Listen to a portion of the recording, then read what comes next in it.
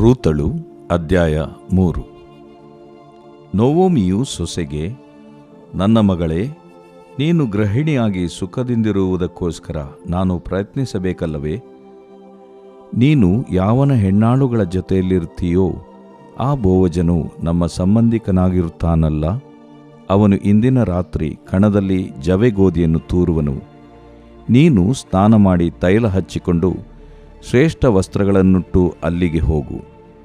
ಅವನು ಅನ್ನಪಾನಗಳನ್ನು ತೆಗೆದುಕೊಳ್ಳುವವರೆಗೂ ಮರೆಯಾಗಿದ್ದು, ಅವನು ಮಲಗಿದ್ದ ಸ್ಥಳವನ್ನು ಗೊತ್ತು ಮಾಡಿಕೊಂಡು ಹೋಗಿ ಅವನ ಕಾಲುಗಳ ಮೇಲಣ ಹೊದಿಕೆಯನ್ನು ತೆಗೆದುಬಿಟ್ಟು ಅಲ್ಲೇ ಮಲಗಿಕೋ. ಆಮೇಲೆ ಮಾಡತಕ್ಕದ್ದನ್ನು ನಿನಗೆ ತಿಳಿಸುವನು ಅಂದಳು.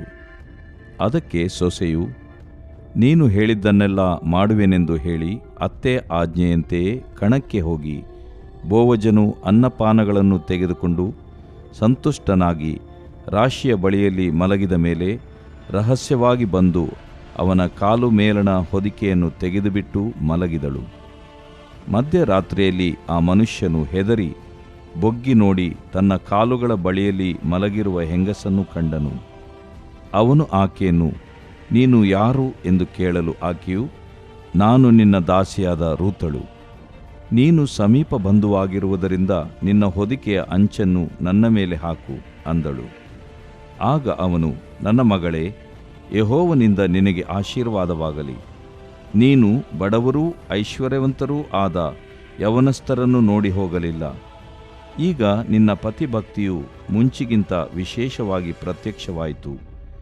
ನನ್ನ ಮಗಳೇ, ಈಗ ಭಯಪಡಬೇಡ. ನೀನು ಗುಣವಂತೆ ಎಂಬುದು ಊರಿನವರಿಗೆಲ್ಲ ಗೊತ್ತದೆ. ಆದದರಿಂದ ನೀನು ಹೇಳಿದ್ದನ್ನೆಲ್ಲ ಮಾಡುವೆನು. ನಾನು ಸಮೀಪ ಬಂಧುವೆಂಬುದು ನಿಜ. ಆದರೂ ನನಗಿಂತ ಸಮೀಪನಾದವನು ಒಬ್ಬನಿರುತ್ತಾನೆ. ಈ ರಾತ್ರಿ ಇಲ್ಲೇ ಇರು. ನಾಳೆ ಅವನು ಮೈದುನ ಧರ್ಮವನ್ನು ನಡೆಸಿದರೆ ಸರಿ. ಇಲ್ಲವಾದರೆ ಯೆಹೋವನಾಣೆ, ನಾನೇ ಅದನ್ನು ನಡೆಸುವೆನು. ಬೆಳಗಾಗುವ ತನಕ ಇಲ್ಲೇ ಮಲಗಿಕೋ ಎಂದು ಹೇಳಿದನು. ಆಕೆಯು ಆವರೆಗೂ ಅವನ ಕಾಲುಗಳ ಬಳಿಯಲ್ಲೇ ಮಲಗಿಕೊಂಡಿದ್ದಳು. ಒಬ್ಬ ಹೆಂಗಸು ಕಣಕ್ಕೆ ಬಂದಿದ್ದಳೆಂಬುದು ಯಾರಿಗೂ ಗೊತ್ತಾಗಬಾರದೆಂದು ಅವನು ಹೇಳಿದ್ದರಿಂದ ಗುರುತು ಹಿಡಿಯಲಾರದಷ್ಟು ಕತ್ತಲಿರುವಾಗಲೇ ಆಕೆಯು ಎದ್ದಳು. ಆಗ ಅವನು ಆಕೆಗೆ, ನಿನ್ನ ಕಂಬಳಿಯನ್ನು ಹಾಸು ಎಂದು ಹೇಳಿ ಆಕೆ ಹಾಸಲು ಅದರಲ್ಲಿ 6 ಪಡಿ ಜವೆಗೋದಿಯನ್ನು ಹಾಕಿ ಹೊರಿಸಿದನು.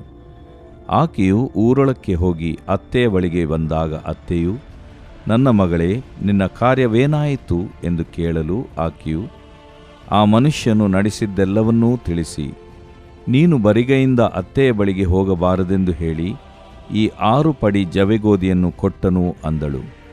ಅತ್ತೆಯು, ನನ್ನ ಮಗಳೇ, ಈ ಕಾರ್ಯವು ಹೇಗಾಗುವುದೆಂದು ಗೊತ್ತಾಗುವವರೆಗೂ ಸುಮ್ಮನಿರು.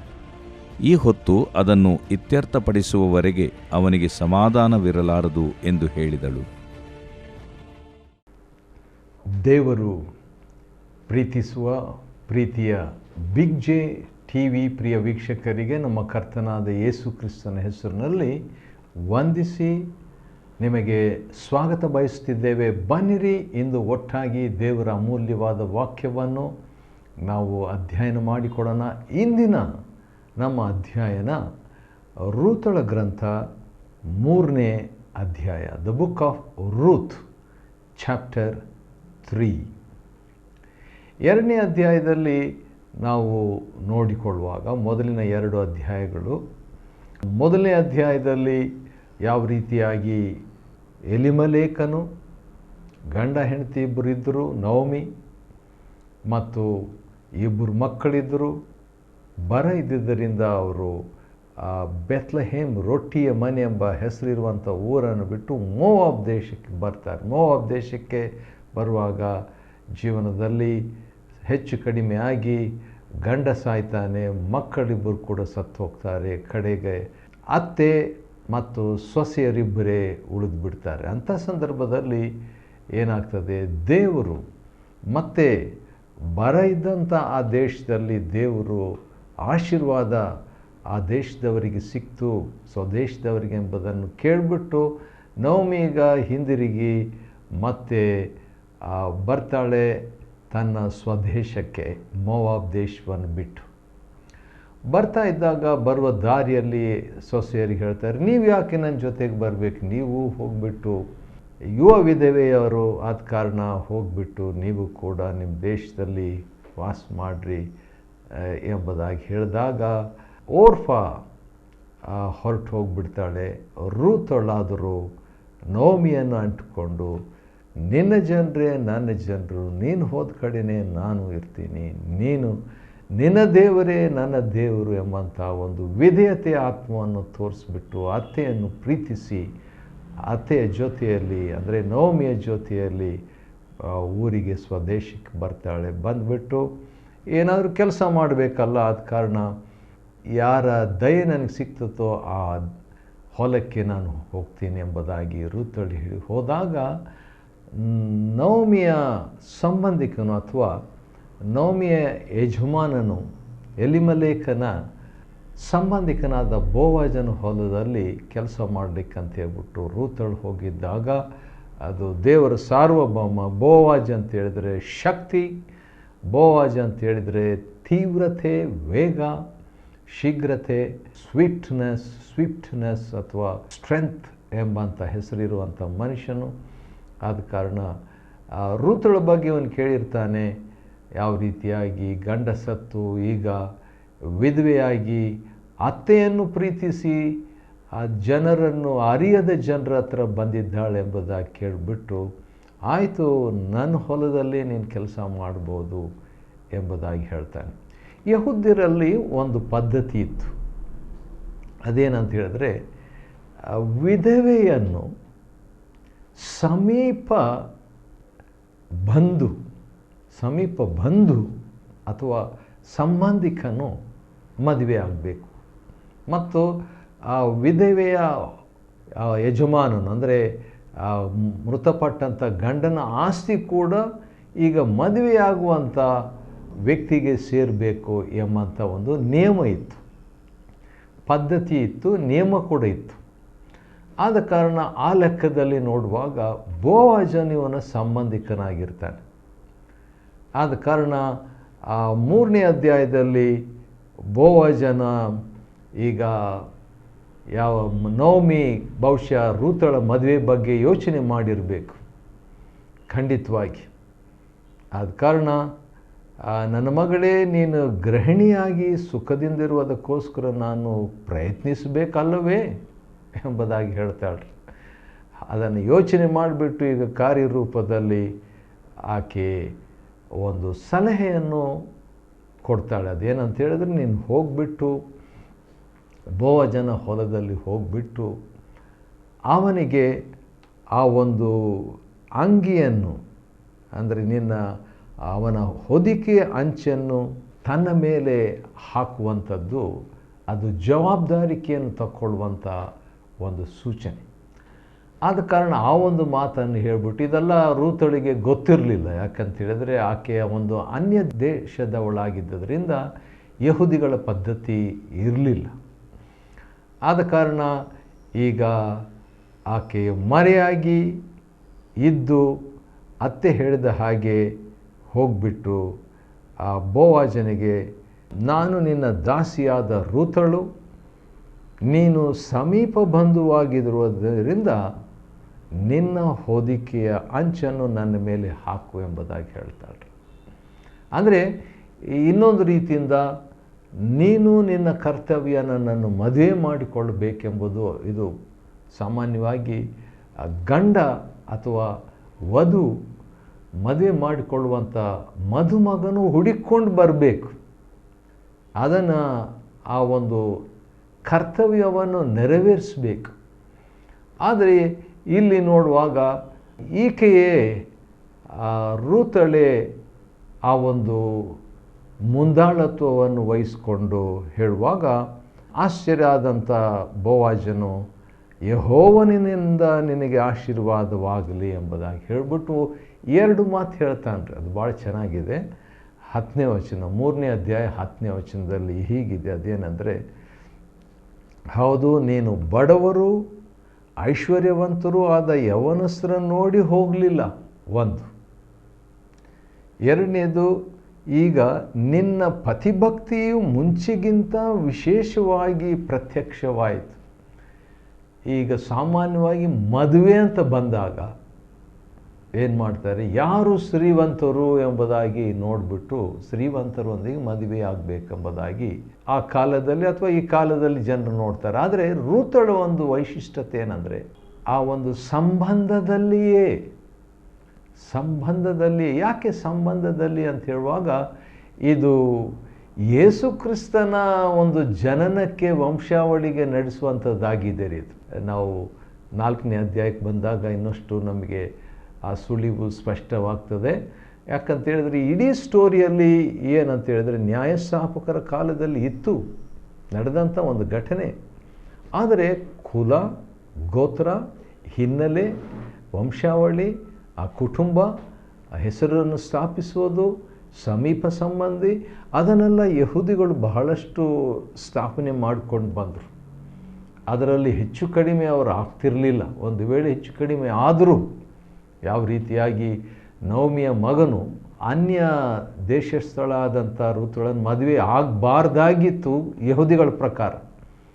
ಆದರೂ ಕೂಡ ಅವರು ಆ ದಿವಸಗಳಲ್ಲಿ ಅಂಥ ಭಕ್ತಿವಂತರಾಗಿ ಇರಲಿಲ್ಲ. ಆದ ಕಾರಣ ಬೇರೆ ದೇಶಕ್ಕೆ ಹೋಗಿಬಿಟ್ಟು ಬೇರೆ ದೇಶದ ಸ್ತ್ರೀಯರನ್ನು ಮದುವೆಯಾಗಿ ಬಂದಾಗ್ಯೂ ಕೂಡ ಮತ್ತೆ ಆ ಒಂದು ತಮ್ಮ ಸ್ವದೇಶ, ತಮ್ಮ ಒಂದು ವಂಶಾವಳಿ ಎಂಬಂಥದ್ರಲ್ಲಿ ಹಿಂದಿರುಗಿ ಮತ್ತೆ ಬರ್ತಾರೆ.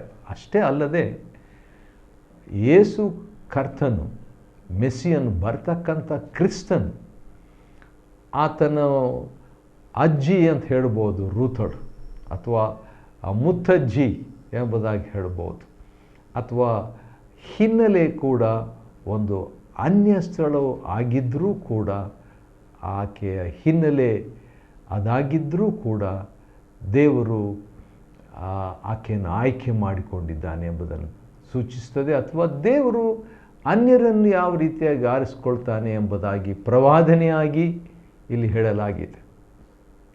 ಹಾಗಾದರೆ ಏನು? ದೇವರಿಗೆ ಒಂದು ರೀತಿಯಿಂದ ಅನ್ಯರು ಮತ್ತು ಸ್ವಜನರು ಎಂಬಂಥ ಪಕ್ಷಪಾತವಿಲ್ಲ ಎಂಬುದನ್ನು ರುಜುಪಡಿಸುವಂಥದ್ದು ಈ ರೂತಳ ಪುಸ್ತಕವಾಗಿದೆ. ಈಗ ನಿನ್ನ ಪತಿಭಕ್ತಿಯು ಮುಂಚೆಗಿಂತ ವಿಶೇಷವಾಗಿ ಪ್ರತ್ಯಕ್ಷವಾಯಿತು. ಯಾಕಂತ ಹೇಳಿದರೆ ಅದೇ ಒಂದು ಕುಟುಂಬದ ಗೌರವ, ಕುಟುಂಬದ ಒಂದು ಪದ್ಧತಿ, ಕುಟುಂಬದ ಒಂದು ನಿಯಮ, ಕುಟುಂಬದ ಒಂದು ಆತ್ಮಿಕ ಪಾಲನೆ, ಅದನ್ನು ಪಾಲಿಸುವಂತೆ ರೂತಳು ಈಗ ಬೋವಜನ ಹತ್ರ ಬಂದಿರುವಾಗ ಅದು ಅವನಿಗೆ ಸ್ಪಷ್ಟವಾಗ್ತದೆ, ಅದು ಅರ್ಥವಾಗ್ತದೆ. ಆದ ಕಾರಣ ಭಯಪಡಬೇಡ, ನೀನು ಗುಣವಂತೆ ಎಂಬುದು ಊರಿನವರಿಗೆಲ್ಲ ಗೊತ್ತದೆ. ಆಶ್ಚರ್ಯ, ಅನ್ಯ ವ್ಯಕ್ತಿ, ಅನ್ಯ ದೇಶದವಳು, ಪರದೇಶಿ ಅಂತ ಹೇಳ್ಬೋದು. ಹಾಗಿದ್ದರೂ ಕೂಡ ಆಕೆ ಗುಣವಂತೆ ಅಂತ ಊರಿನವರಿಗೆಲ್ಲ ಗೊತ್ತಿತ್ತು. ಒಳ್ಳೆಯ ಸಾಕ್ಷಿ ಆಕೆಗಿತ್ತು ಅಂತ ನಾವು ನೋಡ್ತೇವ್ರಿ. ಒಂದು ಮಾತು ಈ ಬೋವಜನ್ ಹೇಳ್ತಾನೆ, ಹೌದು, ನಾನು ಸಮೀಪ ಬಂಧು ಎಂಬುದು ನಿಜ, ಆದರೆ ನನಗಿಂತಲೂ ಸಮೀಪದವನು, ಸಮೀಪ ಸಂಬಂಧಿ ಇನ್ನೊಬ್ಬ ಇರ್ತಾನೆ. ಆದ ಕಾರಣ ನಾಳೆ ಅವನು ಮೈದುನ ಧರ್ಮವನ್ನು ನಡೆಸಿದರೆ ಸರಿ, ಇಲ್ಲವಾದರೆ ಯೆಹೋವನ ಆಣೆ, ನಾನೇ ಅದನ್ನು ನಡೆಸುವನು ಅಂತ ಹೇಳ್ತಾನೆ. ಆದ ಕಾರಣ ಅದು ಇಲ್ಲಿ ದೇವರ ಬಗ್ಗೆ ಆಶೀರ್ವಾದವಾಗಲಿ, 3ನೇ ಅಧ್ಯಾಯ 10ನೇ ವಚನದಲ್ಲಿ ದೇವರನ್ನು ಉಪಯೋಗಿಸಿ ಆಶೀರ್ವದಿಸಲ್ಪಡಲಿ, 3ನೇ ಅಧ್ಯಾಯ 13ನೇ ವಚನದಲ್ಲಿ ದೇವರ ಆಣೆ. ಆಗಿನ ಕಾಲದಲ್ಲಿ ಅದೇ ಗ್ಯಾರಂಟಿ, ಆಣೆ ಇಟ್ಕೊಳ್ತಿದ್ರು. ಯಾಕಂತೇಳಿದ್ರೆ ಈ ಕಾಂಟ್ರ್ಯಾಕ್ಟು ಅಥವಾ ಕರಾರು ಪತ್ರ ಅಥವಾ ಅಗ್ರಿಮೆಂಟು ಎಂಬುದಕ್ಕಿಂತಲೂ ಭಾಳ ಸ್ಟ್ರಾಂಗ್ ಆಗಿರುವಂಥದ್ದು ಈ ಆಣೆ ಆ ದಿವಸಗಳಲ್ಲಿ. ಆದ ಕಾರಣ 3:13ನಲ್ಲಿ ಯೆಹೋವನ ಆಣೆ, ನಾನೇ ಆ ಮೈದುನ ಧರ್ಮವನ್ನು ನೆರವೇರಿಸೆಂಬಂಥ ಮಾತನ್ನು ಆ ಬೋವಜನು, ಅಂದರೆ ಬಲ ಎಂಬಂಥ ವ್ಯಕ್ತಿ, ಸ್ನೇಹ ಎಂಬಂಥ ಆ ಸ್ತ್ರೀಗೆ ಹೇಳುವಾತನಾಗಿದ್ದಾನೆ. ಆನಂತರ ಅದೇ ರೀತಿಯಾಗಿ ಅವನು 6 ಪಡಿ ಜವೆ ಗೋಧಿಯನ್ನು ಹಾಕಿ ಹೊರಿಸ್ತಾನೆ. ಬಹಳಷ್ಟು ಸಿಕ್ತು. ಆಕೆ ಕಷ್ಟಪಟ್ಟು ಸಿಕ್ಕಿದ್ದಕ್ಕಿಂತಲೂ ಈಗ ಸ್ಪೆಷಲ್ ಆಗಿರುವಂಥ, ಅಂದರೆ ಕಷ್ಟಪಡದೆ ಸಿಕ್ಕಿದಂಥದ್ದು. 2ನೇ ಅಧ್ಯಾಯದಲ್ಲಿ ಕಷ್ಟಪಟ್ಟು ರೊಟ್ಟಿಯನ್ನು ಅಥವಾ ಕಾಳನ್ನು ಹೊಂದುವಂಥದ್ದು. ಆದರೆ 3ನೇ ಅಧ್ಯಾಯದಲ್ಲಿ ಕಷ್ಟಪಡದೆ ಬೋವಜನಿಂದ ಶ್ರಮೆ ಪಡದೆ ಆ ಕಾಳನ್ನು, ಜವೆ ಗೋಧಿಯನ್ನು ಪಡ್ಕೊಂಡದ್ದು ಬೇರೆ ವಿಷಯ. ಈ 2ರಲ್ಲಿ ನಾವು ನೋಡುವಾಗ 2ನೇ ಅಧ್ಯಾಯ ಮತ್ತು 3ನೇ ಅಧ್ಯಾಯದಲ್ಲಿ 2 ರೀತಿಯಿಂದ ನಾವು ಬೈಬಲ್ ಅಧ್ಯಯನ ಮಾಡ್ಬೋದಂತ. ಒಂದು, ನಾವಾಗೇ ಕಷ್ಟಪಟ್ಟು ನಾವು ಯತ್ನಿಸುವಾಗ ದೇವರ ವಾಕ್ಯದಿಂದ ಸ್ವಲ್ಪ ಕಾಳು ಸಿಗ್ತದೆ ದೇವರ ವಾಕ್ಯದಿಂದ. ಆದರೆ ದೇವರಾಗಿಯೇ ನಮಗೆ ಕೊಡುವಾಗ ಅದು ಬಹಳ ನಾವು ಪ್ರಯಾಸ ಪಡಬೇಕಾಗಿಲ್ಲ. ಆದರೆ ನಂಬಿಕೆಯಿಂದ ಅದನ್ನು ಪಡ್ಕೊಳ್ಳುವಂಥದ್ದನ್ನು ಸೂಚಿಸ್ತದೆ. ಇನ್ನೊಂದು ಕಥೆ ಕೂಡ 2ನೇ ಅಧ್ಯಾಯ 3ನೇ ಅಧ್ಯಾಯದಲ್ಲಿ ನಾವು ನೋಡ್ಬೋದು. 2ನೇ ಅಧ್ಯಾಯ ಬಂದು ಧರ್ಮಶಾಸ್ತ್ರವನ್ನು ಕುರಿತಾದಂಥ ಒಂದು ಚಿತ್ರ ನಾವು ನೋಡ್ತೀವಿ. ರೂತಳು ಕಷ್ಟಪಟ್ಟು ದಿನವೆಲ್ಲ ಕಷ್ಟಪಟ್ಟು ಕಾಳನ್ನು ಸ್ವಲ್ಪ ಮಟ್ಟಿಗೆ ಹೊಂದಿತ್ತು, ಧರ್ಮಶಾಸ್ತ್ರ. ಆದರೆ 3ನೇ ಅಧ್ಯಾಯದಲ್ಲಿ ಕಷ್ಟಪಡದೆ ವಿಶ್ರಾಂತಿಯಿಂದ ಚೆನ್ನಾಗಿ ಸ್ನಾನ ಮಾಡಿ ತೈಲ ಹಚ್ಚಿಕೊಂಡು ಶ್ರೇಷ್ಠ ವಸ್ತ್ರಗಳನ್ನು ಉಟ್ಟುಕೊಂಡು ಮತ್ತು ಆರಾಮಾಗಿ ಅಥವಾ ವಿಶ್ರಾಂತಿಯಿಂದ ಇರುವಾಗ ಆ ಅನ್ಯೋನ್ಯತೆಯಲ್ಲಿ, ಬೋವಜನ ಅನ್ಯೋನ್ಯತೆಯಲ್ಲಿ ರೂತಳಿಗೆ ಸಿಕ್ಕಿದಂಥ 6 ಪಡಿ ಜವೆ ಗೋಧಿ ಕೆಲಸ ಮಾಡದೆ ಸಿಕ್ಕಿದ್ದು, ಶ್ರಮೆ ಪಡದೆ ಸಿಕ್ಕಿದ್ದು, ಪುಣ್ಯಕ್ರಿಯೆಗಳಿಂದ ಸಿಕ್ಕಿದ್ದಲ್ಲ, ಕೃಪೆಯಿಂದಲೇ ಸಿಕ್ಕಿದ್ದು. ಅದನ್ನು ಕೂಡ ಈ 2-3 ಅಧ್ಯಾಯದಲ್ಲಿ ನಾವು ನೋಡ್ತೀವಿ. ಎಫೆಸ 2ನೇ ಅಧ್ಯಾಯ 6ರಿಂದ 8 ವಚನಗಳವರೆಗೆ ಇರುವಂಥ ವಾಕ್ಯ ಭಾಗದಲ್ಲಿ ಈ ಕಾಂಟ್ರಾಸ್ಟ್ ನಾವು ನೋಡ್ತೀವಿ. ಸ್ವಕಾರ್ಯ ಅಥವಾ ಧರ್ಮಶಾಸ್ತ್ರ, ದೇವರು ತಾನೇ ಕೊಟ್ಟಂಥ ಕೃಪೆ, ದಾನ, ವರದಾನ. ಆದ ಕಾರಣ ಬೋವಜನು ನಮ್ಮ ಸಮೀಪ ಸಂಬಂಧಿ, ಸಮೀಪ ಬಂಧುವಾಗಿರುವ ಯೇಸು ಕ್ರಿಸ್ತನನ್ನು ಸೂಚಿಸ್ತಾನೆ. ರೂತಳು ಅನ್ಯಸ್ಥಳು, ದೂರವಾಗಿದ್ದವಳು, ಆ ಒಂದು ಬಾಧ್ಯತೆಗೆ ಯೋಗ್ಯಳಲ್ಲದವಳಾಗಿದ್ದಳು. ಆದರೂ ಕೂಡ ಆ ಬೋವಜನು ಆಕೆಯನ್ನು ತನ್ನ ಸ್ವಂತವನ್ನಾಗಿ ಮಾಡಿಕೊಳ್ಳುವಂತೆ ಆತನು ಆಹ್ವಾನಿಸಿದಂಥ ಒಂದು ಕೃಪೆಯನ್ನು ಇಲ್ಲಿ ನಾವು ನೋಡ್ತೇವೆ. ಸರಿ, ಹೌದು, ರೂತಳು ಅಂತ ಹೇಳುವಾಗ ಫ್ರೆಂಡ್ಶಿಪ್, ಫ್ರೆಂಡ್, ದೇವರ ಮಿತ್ರತ್ವ ಎಷ್ಟಾಗಿದೆ. ಅನ್ಯರಾದ ದೂರ ಇದ್ದಂಥವರ, ಗಣನೆಗೆ ಬಾರದಂಥವರು, ದೇವ ಜನರ ಅಲ್ಲದಂಥವರನ್ನು ದೇವ ಜನರೆಂಬುದಾಗಿ ಕರೆಯುವಂಥ ಒಂದು ಭಾಗ್ಯ ನಮಗೆ ದೇವರಿಂದ ಸಿಕ್ತು, ದೇವರ ಕಟಾಕ್ಷದಿಂದ ಸಿಕ್ತು, ದೇವರ ಆಶೀರ್ವಾದಕ್ಕೆ ಪಾತ್ರರಾದೆವು ಎಂಬ, ಬಾಧ್ಯತೆಗೆ ಪಾತ್ರರಾದೆವು ಎಂಬಂಥದ್ದನ್ನು ನಾವು ಇಲ್ಲಿ ಕಲಿತುಕೊಳ್ತೇವೆ. 3ನೇ ಅಧ್ಯಾಯ ರೂತಳ ಗ್ರಂಥವನ್ನು ಅಧ್ಯಯನ ಮಾಡಿಕೊಳ್ಳುವಂತೆ ದೇವರು ಕೊಟ್ಟ ಕೃಪೆಗಾಗಿ ಆತನಿಗೆ ಸ್ತೋತ್ರವಾಗಲಿ. ದೇವರು ನಿಮ್ಮನ್ನು ಆಶೀರ್ವದಿಸಲಿ.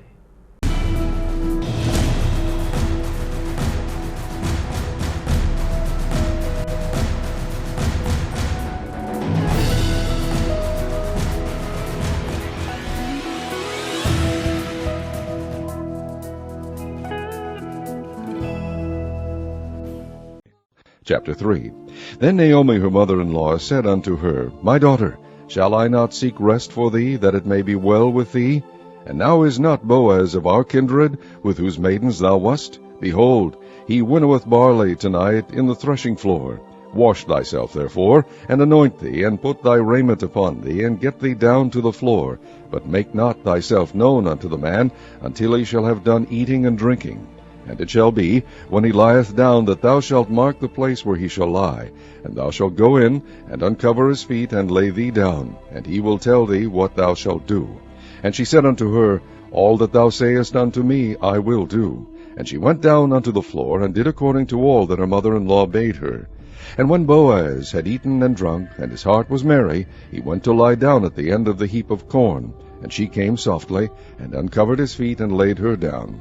And it came to pass at midnight that the man was afraid, and turned himself, and behold, a woman lay at his feet. And he said, Who art thou? And she answered, I am Ruth, thine handmaid. Spread therefore thy skirt over thine handmaid, for thou art a near kinsman. And he said, Blessed be thou of the Lord, my daughter, for thou hast shewed more kindness in the latter end than at the beginning, inasmuch as thou followedst not young men, whether poor or rich. And now, my daughter, fear not. I will do to thee all that thou requirest. For all the city of my people doth know that thou art a virtuous woman. And now it is true that I am thy near kinsman, howbeit there is a kinsman nearer than I. Tarry this night, and it shall be in the morning, that if he will perform unto thee the part of a kinsman, well, let him do the kinsman's part. But if he will not do the part of a kinsman to thee, then will I do the part of a kinsman to thee, as the Lord liveth. Lie down until the morning. And she lay at his feet until the morning, and she rose up before one could know another. And he said, Let it not be known that a woman came into the floor. Also he said, Bring the veil that thou hast upon thee, and hold it. And when she held it, he measured 6 measures of barley, and laid it on her. And she went into the city. And when she came to her mother-in-law, she said, Who art thou, my daughter? And she told her all that the man had done to her. And she said, These 6 measures of barley gave he me, for he said to me, Go not empty unto thy mother-in-law. Then said she, Sit still, my daughter, until thou know how the matter will fall, for the man will not be in rest until he have finished the thing this day.